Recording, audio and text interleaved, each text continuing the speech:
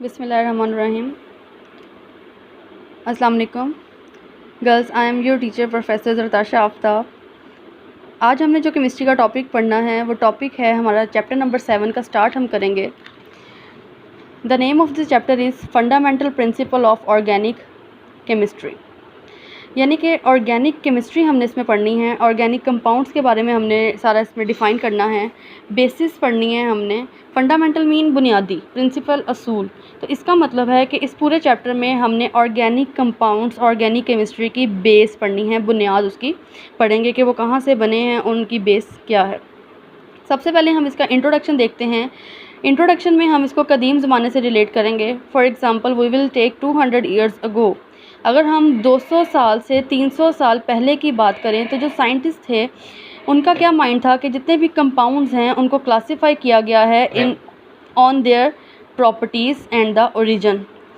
यानी कि 200 से 300 साल पहले के जो साइंसदान के उनका क्या मानना था कि जितने भी एलिमेंट्स हैं वो क्लासिफाई किए गए हैं दो बेसिस पे। एक तो है उनकी प्रॉपर्टीज़ और दूसरा क्या है, उनका ओरिजिन।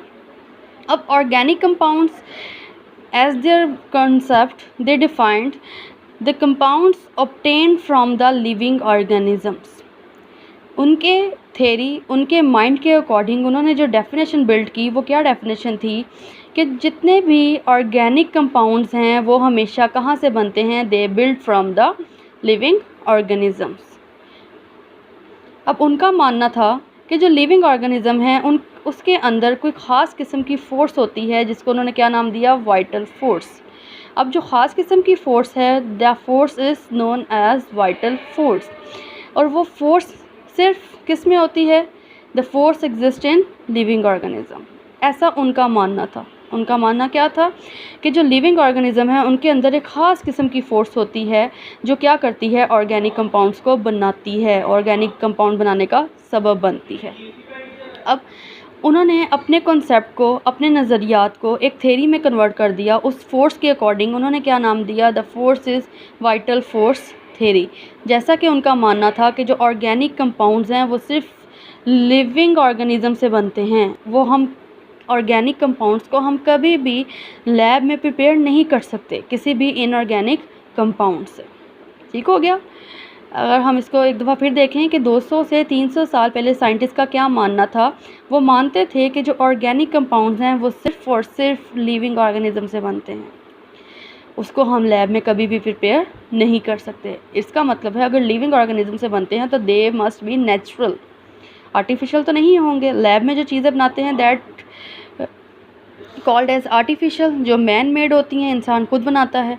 तो जो लिविंग ऑर्गेनिज़म से जब कोई कंपाउंड बनता है, जब कोई चीज़ बनती है तो that must be natural one. ये किस थेरी से रिलेट कर दिया उन्होंने, वाइटल फोर्स थेरी के। वाइटल का मतलब क्या होता है, इम्पॉर्टेंट। तो वाइटल फोर्स थेरी से जब उन्होंने रिलेट किया तो with the passage of time, आपको पता है कि साइंस ने with the passage of time क्या की है, तरक्की की है। कैसे तरक्की की है कि जब नए नए साइंटिस्ट आते गए उन्होंने पिछली थेरीज़ उठाई, पिछले एक्सपेरिमेंट्स उठाए और उन पे क्या किया, अपनी वर्किंग की। उसके जो ड्रॉबैक्स थे उसको उन्होंने क्लैरिफाई किया। अब वाइटल फोर्स थेरी आपको जैसे पता चल गया है कि जो ऑर्गेनिक कंपाउंड है वो सिर्फ और सिर्फ लिविंग ऑर्गेनिज्म से बनेगा, उसको हम लैब में प्रिपेयर नहीं कर सकते according to the vital force theory. 200 से 300 साल पहले की थेरी है। फिर 1828 में एक साइंटिस्ट आया जिसका फुल नेम क्या था, Friedrich Wohler, who belongs to German. Name क्या है, फ्रेडरिक वूलर। कहाँ से बिलोंग करता है, जर्मन। तो सो ही कॉल्ड जर्मन साइंटिस्ट। किस ईयर में, 1828 में। उसने वर्किंग की किस थेरी पे, वाइटल फोर्स थेरी पे। ये जो ऊपर हमने पैराग्राफ पढ़े हैं इसमें आपका शॉर्ट क्वेश्चन बन जाता है कि what is vital force theory, short question 2 marks का। उसके बाद इस थेरी पे वर्किंग किसने की, वाइटल फोर्स थेरी को रिजेक्ट किसने किया, ये अलग से शॉर्ट क्वेश्चन बन जाता है। Who rejected vital force theory. अब किसने रिजेक्ट किया, एमसीक्यूज़ में आ जाता है, फ्रेडरिक वूलर। किसने वाइटल फोर्स थेरी रिजेक्ट की, फ्रेडरिक वूलर ने। जर्मन साइंटिस्ट था 1828 में। ये एमसीक्यूज़ बन जाते हैं। ये एक शॉर्ट क्वेश्चन अलग से है। शॉर्ट क्वेश्चन क्या बनेगा कि who rejected vital force theory. अब इसने रिजेक्ट कैसे की, इसने लैब में पहला ऑर्गेनिक कंपाउंड प्रिपेयर कर लिया। The first organic compound was prepared by Wooler in lab in which year? 1828, and the compound is urea. Clear? 1828 में वूलर ने वाइटल फोर्स थ्योरी को रिजेक्ट किया। कैसे रिजेक्ट किया? इसने फर्स्ट ऑर्गेनिक कंपाउंड को लैब में प्रिपेयर करके इसने यूरिया प्रिपेयर किया। यूरिया किस चीज़ से प्रिपेयर किया? अमोनियम सायानेट से। जैसा कि हमें पता है कि अमोनियम सायानेट क्या है? Inorganic compound. इसका मतलब है वाइटल फोर्स थ्योरी तो रिजेक्ट हो गई। वाइटल फोर्स थ्योरी क्या कहती थी? Organic compounds could not be prepared in lab from inorganic compounds. Reject हो गई। इनऑर्गेनिक कंपाउंड लिया। क्या इनऑर्गेनिक कंपाउंड है? Ammonium cyanate convert into urea. Urea is organic compound. अब यूरिया क्या है हमारे पास? ऑर्गेनिक कंपाउंड है। और ऑर्गेनिक कंपाउंड जो यूरिया है आपको पता है वो प्रेजेंट होता है वेस्टेज में ऑफ मैमल्स, यूरिन, जिसको हम यूरिन बोलते हैं। अमोनियम सायानाइड में दो आइंस होते हैं, NH4+1 अमोनियम आइन और सायानेट आइन। ये दोनों मिलके आपका इनऑर्गेनिक कंपाउंड बनाते हैं जो क्या है? Ammonium cyanate. Ammonium cyanate is converted into urea. NH2 C double bond O NH2 amine group लगे हुए हैं कार्बोनाइल ग्रुप के साथ, और ये क्या है? यूरिया है। अब ये शॉर्ट क्वेश्चन आपका बन गया कि who rejected vital force theory, and you must write down the reaction how ammonium cyanate is converted into urea. I hope यहाँ तक क्लियर हो गया होगा आपको। नेक्स्ट चलते हैं। नेक्स्ट है हमारे पास modern definition of organic compounds. Modern definition of organic compounds में हमारे पास इम्पॉर्टेंट क्या है कि the organic compound must contain carbon as essential. इसका मतलब है उनका जो इम्पॉर्टेंट पार्ट होगा वो क्या होगा? कार्बन होगा। कार्बन के साथ साथ क्या होना चाहिए? हाइड्रोजन। अब हम मॉडर्न डेफिनेशंस देख रहे हैं तो मॉडर्न डेफिनेशन में हम देखेंगे जो आजकल हमारे पास डेफिनेशन ऑर्गेनिक कंपाउंड्स की है वो ये वाली चल रही है। The compounds containing carbon and hydrogen, ऐसे कंपाउंड्स जिसमें कार्बन और हाइड्रोजन हो, और उनके डेरिवेटिव्स। डेरिवेटिव्स क्या होती हैं? जो उनकी फर्दर डिवाइड्स होती हैं, टाइप्स होती हैं, डिविजन्स जिसमें हम कर देते हैं, वो क्या कहलाते हैं? Organic compound. अब ऑर्गेनिक कंपाउंड तो हो गया। ऑर्गेनिक कंपाउंड कौन सी ब्रांच में आते हैं? ऑर्गेनिक केमिस्ट्री में। The branch of chemistry which deals with the study of compounds.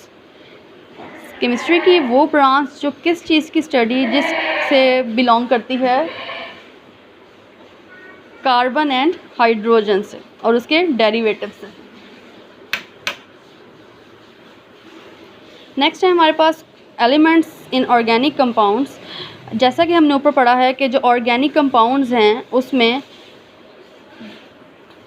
Organic compounds में कार्बन इम्पॉर्टेंट होता है। Most of the organic compounds also contains hydrogen. जैसा कि हमने पहले ही पढ़ लिया है कि उसमें कार्बन ज़रूरी है और साथ में हाइड्रोजन ज़रूरी है। बिसाइड्स कार्बन एंड हाइड्रोजन कुछ ऐसे एलिमेंट्स भी हैं जिनके होने की वजह से हम उन कंपाउंड्स को ऑर्गेनिक बोल सकते हैं। वो कौन से कंपाउंड्स हैं? Nitrogen, sulphur, halogen and phosphorus. इसके अलावा कुछ ऐसे कंपाउंड्स हैं जिसमें कार्बन मौजूद भी होता है लेकिन उनकी हिस्टोरिकल रीजंस की वजह से हम उनको ऑर्गेनिक नहीं बोल सकते। अब उन कंपाउंड्स में हमारे पास कौन से आ जाते हैं? CO2, carbon dioxide, carbon monoxide, carbonate आइन, बाइकार्बोनेट आइन, कार्बोनेट आइन एंड कार्बाइड। ये डिफरेंट कंपाउंड्स हैं जिसमें कार्बन होने की वजह से, डिफरेंट आइंस हैं जिनमें कार्बन होने की वजह से भी हम इसको ऑर्गेनिक नहीं बोल सकते। ये हमारे पास थोड़ी सी हिस्ट्री है, थोड़ा सा बैकग्राउंड है कंपाउंड्स का, जिसमें हमने सबसे पहले क्या पढ़ा कि इंट्रोडक्शन क्या है आपके पास, वाइटल फोर्स थ्योरी क्या होती है, स्टार्ट में ऑर्गेनिक कंपाउंड्स को कैसे रिलेट किया जाता था। उसके बाद हमने शॉर्ट क्वेश्चन देखा कि who rejected Wohler's experiment. Wohler experiment में हमारे पास शॉर्ट क्वेश्चन क्या बना? Who rejected vital force theory. Vital force theory अलग से एक शॉर्ट क्वेश्चन बन जाता है। वूलर्स एक्सपेरिमेंट जिसका क्वेश्चन क्या बनेगा कि who rejected vital force theory, ये अलग से बन जाता है। इसमें MCQs बन जाते हैं कि किसने किया, कब किया और कौन सा कंपाउंड बनाया। ये एग्ज़ाम्पल आ जाती है कि किस कंपाउंड से यूरिया बना, अमोनियम सायानेट से बना। इसका समटाइम्स फार्मूला लिखा होता है, समटाइम्स इसका नेम लिखा होता है, दिस इज़ अमोनियम सायानेट। कहाँ पे मौजूद होता है? In the waste of mammals. उसके बाद आपने देखा कि इसकी मॉडर्न डेफिनेशन क्या है? ऐसे कंपाउंड्स जिसमें कार्बन और हाइड्रोजन हो और साथ उनके डेरिवेटिव्स हों, उनको हम क्या बोलते हैं? ऑर्गेनिक कंपाउंड्स बोलते हैं। ऑर्गेनिक कंपाउंड्स किस केमिस्ट्री की ब्रांच से रिलेट करते हैं? The branch is organic chemistry. तो ऐसी ब्रांच जिसमें हम ऐसे कंपाउंड्स को स्टडी करें जिसमें कार्बन और हाइड्रोजन हो और साथ में उनके डेरिवेटिव्स हों। और डिफरेंट आगे एलिमेंट्स हैं कि ऐसे कंपाउंड्स जिसमें कार्बन हो, जिसमें हाइड्रोजन हो, कार्बन हाइड्रोजन के अलावा अगर हमारे पास नाइट्रोजन, सल्फ़र, हैलोजेंस और फॉस्फोरस हों तो हम उनको भी ऑर्गेनिक बोल सकते हैं, उनकी नेचर की बेस पे, उनकी प्रॉपर्टीज़ की बेस पे। हाउएवर कुछ ऐसे एलिमेंट्स हमारे पास होते हैं जिसमें कार्बन तो होता है, कुछ ऐसे आयंस होते हैं जिसमें कार्बन तो होता है लेकिन हम उसको ऑर्गेनिक नहीं बोल सकते। ठीक हो गया यहाँ तक? नेक्स्ट है हमारे पास, the next topic is some features of organic compounds. अब ये जो टॉपिक है इसमें से शॉर्ट क्वेश्चंस बन जाते हैं, MCQs बन जाते हैं। सबसे पहला हमारे पास जो फीचर है, this is the peculiar nature of carbon. Peculiar का मतलब क्या होता है? पीक्यूलियर मीन स्पेसिफिक, मखसूस, ख़ास। कार्बन की एक स्पेसिफिक प्रॉपर्टी होती है जो पूरे पीरियोडिक टेबल में हमारे पास कार्बन के पास है मेन और सिलिकॉन के पास है। क्या प्रॉपर्टी है? कि carbon have self linking ability. Self linking mean carbon के साथ बॉन्ड बना सकता है। हाँ, जैसा कि हमें पता है कि कार्बन की वैलेंसी क्या होती है? 4। कार्बन 4 बॉन्ड बना सकता है। इसका मतलब है कि कार्बन के साथ मिलकर इस तरह लॉन्ग चेन बना सकता है। इस प्रॉपर्टी को हम क्या बोलते हैं? कैटिनेशन। सेल्फ लिंकिंग एबिलिटी है, कार्बन में होती है और इसको हम क्या बोलते हैं? कैटिनेशन बोलते हैं। अब कार्बन जैसे हमें पता है सिंगल बॉन्ड भी बनाता है, डबल बॉन्ड भी बनाता है और ट्रिपल बॉन्ड भी बनाता है। ये तीनों कंडीशन में स्टेबल होता है, सिंगल के साथ भी, डबल के साथ भी और ट्रिपल के साथ भी। सेकंड इसकी बिहेवियर है, सेकंड इसका फीचर है, that is non ionic nature. Non ionic nature का क्या मतलब है? कि नॉन आयोनिक नहीं है, सॉरी नॉन आयोनिक है। नॉन आयोनिक मीन आयोनिक नहीं है। हमारे पास कंपाउंड्स होते हैं, they have organic covalent compounds. Covalent compounds होते हैं हमारे पास जो ऑर्गेनिक कंपाउंड हैं। कोवेलेंट कंपाउंड्स कौन से होते हैं? जिसमें कोवेलेंट बॉन्ड हो। कोवेलेंट बॉन्ड कौन सा होता है? जो म्यूचुअल शेयरिंग से बनता है। ठीक हो गया? अब organic compounds are generally covalent compounds. उनमें कौन सा बॉन्ड होगा? कोवेलेंट बॉन्ड होगा। थर्ड है हमारे पास complexity of organic compounds. Complex mean पेचीदा। अब जब ऑर्गेनिक कंपाउंड्स में हमने पढ़ा है कि carbon is the main one. जब कार्बन मेन है तो कार्बन का पीक्यूलियर नेचर क्या है? Catenation, self linking. इसका मतलब है ये लंबी लंबी चेन बना सकता है, कार्बन से लिंक होकर लंबी लंबी चेन्स बना सकता है। तो इसमें जब कॉम्प्लेक्सिटी है तो इसका मतलब इसका स्ट्रक्चर क्या होगा? लार्ज होगा और कॉम्प्लेक्स होगा, पेचीदा होगा और बड़ा होगा। इसकी जनरल से एग्जाम्पल अगर हम लें, दिस इज स्टार्च। इसका फार्मूला क्या होता है? C6H10O5। और ये जो n लगा हुआ है इसका मतलब होता है न्यूमरस। यहाँ पे unlimited 1 2 3 4 and so on. n की जगह कुछ भी हो सकता है। सेकंड एग्जांपल हम लेते हैं प्रोटीन। प्रोटीन भी एक क्या है? कॉम्प्लेक्स मॉलिक्यूल है। कॉम्प्लेक्स मॉलिक्यूल क्यों है? क्योंकि इसका मॉलिक्यूलर मास जो होता है वो उसकी रेंज क्या होती है? Thousands to millions. ये रेंज है इसमें कार्बन चेन की। फॉर एग्जांपल इसमें 1000 कार्बन से लेकर मिलियन कार्बन्स हो सकते हैं। फॉर एग्जांपल इसमें अगर हम स्टार्च की बात करें तो स्टार्च में जो n लगा हुआ है ये हमें नहीं पता कितना है, ये भी 1000 टू मिलियन हो सकता है। ठीक हो गया? नेक्स्ट हमारे पास फीचर है आइसोमेरिज्म। आइसोमेरिज्म में आपको पता है कि ऐसे कंपाउंड्स जिसका मॉलिक्यूलर फार्मूला सेम और फिज़िकल स्ट्रक्चर क्या हो? डिफरेंट हो, उसको हम क्या बोलते हैं? आइसोमेरिज्म बोलते हैं। अब ये ऑर्गेनिक कंपाउंड्स में होते हैं, ऑर्गेनिक कंपाउंड्स में होते हैं जिसमें सेम मॉलिक्यूलर फार्मूला और डिफरेंट स्ट्रक्चर होता है। ठीक हो गया? नेक्स्ट हमारे पास फीचर क्या है? Rate of organic reaction, rate of organic reaction क्या होता है? स्लो होता है। स्टार्ट पर ये क्या होगा? रिएक्शन स्लो होगा। जब रिएक्शन स्लो होगा तो इसकी प्रोडक्शन, इसकी जो प्रोडक्ट्स हैं वो क्या होंगी? कम बनेंगी। क्यों? क्योंकि इसका जो मॉलिक्यूलर नेचर है उसकी वजह से। क्लियर हो गया? नेक्स्ट है हमारे पास सॉल्युबिलिटी। सॉल्युबिलिटी के लिए हमें एक मेन हम एक याद कर लेते हैं, लाइक डिज़ोल्व्स लाइक। सेम चीज़ सेम में ही डिज़ोल्व होगी। ये आप अगर याद कर लें तो आपको काफ़ी आसानी रहेगी आगे भी सॉल्युबिलिटी के कॉन्सेप्ट को समझने के लिए। For example polar dissolve into polar, non polar dissolve into non polar. इसका मतलब ये है लाइक डिज़ोल्व्स लाइक। अब सॉल्युबिलिटी में अगर हम देखें तो जो हमारे पास ऑर्गेनिक कंपाउंड्स हैं वो क्या हैं? Non polar in nature. Clear? तो ये किस में डिज़ोल्व होंगे? ये नॉन पोलर सॉल्वेंट्स में ही डिज़ोल्व होंगे, ये पानी में डिज़ोल्व नहीं होंगे। They never dissolve in water due to their solubility nature. ठीक हो गया? वाटर क्या है हमारे पास? पोलर है। अब नॉन पोलर ऑर्गेनिक सॉल्वेंट्स कौन कौन से हैं हमारे पास? बेंजीन हो सकता है और पेट्रोलियम हो सकता है। लास्ट वन है हमारे पास similarity in behaviour. Similarity in behaviour को अगर हम डिस्कस करें तो organic compounds they have very close similarities. क्यों होती हैं? क्योंकि इसमें एक सीरीज़ होती है जिसको हम बोलते हैं homologous series. As you know, homo mean same. अब होमोलोगस सीरीज़ में हम देख लेते हैं, इसमें आ जाते हैं अल्कोहल, आ जाते हैं हाइड्रोकार्बन्स, आ जाते हैं। अब होमोलोगस सीरीज़ जो होती हैं वो क्या होती हैं? सेम बिहेवियर शो करती हैं। Homologous series shows same behaviour.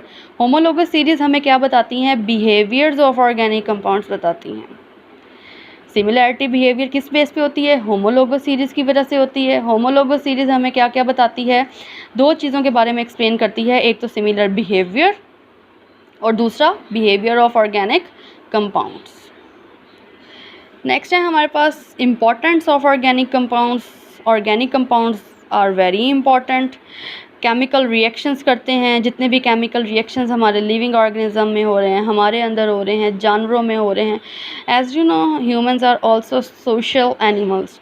तो जितने भी लिविंग ऑर्गेनिजम्स में केमिकल रिएक्शंस हो रहे हैं वो किस बेस पे हो रहे हैं? ऑर्गेनिक कंपाउंड की बेस पे हो रहे हैं। They are organic in nature. उनकी नेचर भी क्या है? ऑर्गेनिक है।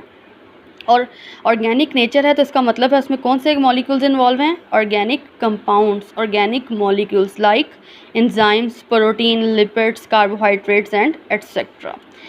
Organic compounds present in medicines and clothes. Organic compounds कपड़ों और दवाइयों में भी हम यूज़ करते हैं। जैसा कि लेक्चर के स्टार्ट पे भी मैंने आपको बताया कि जितने भी ऑर्गेनिक कंपाउंड्स हैं, जितने भी केमिकल्स हैं, इनको हम दवाइयों से लेकर कपड़ों तक यूज़ करते हैं, कपड़े धोने तक यूज़ करते हैं, डिटर्जेंट्स में, सर्फ में, सोप में, खाने पीने में, हर जगह ये यूज़ होते हैं। उसके अलावा अब हम देखें तो plastic, rubber, paints, preservative, textile fibres, varnishes, fertilisers, pesticide, detergents, ये सब चीज़ों में हम क्या यूज़ कर रहे हैं?